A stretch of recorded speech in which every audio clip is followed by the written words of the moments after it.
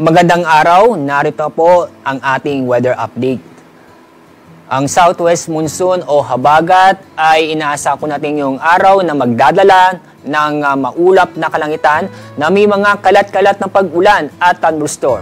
Sa Ilocos Region, kasama na rin po ang Cordillera, Bataan, Zambales, Pampanga, Tarlac, Bulacan, Metro Manila, at kasama na rin po ang Calabarzon at Mimaropa.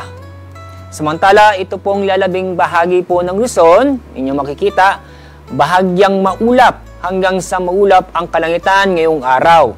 At may tsansa na mga isolated na mga pag-ulan dahil sa thunderstorm. Dako tayo sa Visayas at sa Mindanao. Dahil po sa habagat, itong Western Visayas, kasama na rin po ang Zamboanga Peninsula, Basilan, Tawi-Tawi at Sulu ay magiging maulap ang kalangitan na may tsansa ng mga kalat-kalat na pag-ulan at thunderstorm. Samantala, ang lalabing pong bahagi ng Visayas at lalabing pong bahagi po ng Mindanao ay magiging bahagyang maulap hanggang sa maulap ang kalangitan na may tsansa ng mga biglaang buhos ng ulan dahil sa thunderstorm. Itong habagat, kasalukuyan po naapektuhan ang kanlurang bahagi ng Luzon, kasama Metro Manila, at kanlurang bahagi po ng Visayas.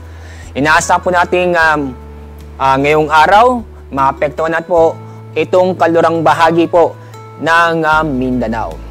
Mula ngayon hanggang Linggo, next week, itong habagat ay magpapatuloy na maapektuhan itong kanlurang bahagi ng ating bansa.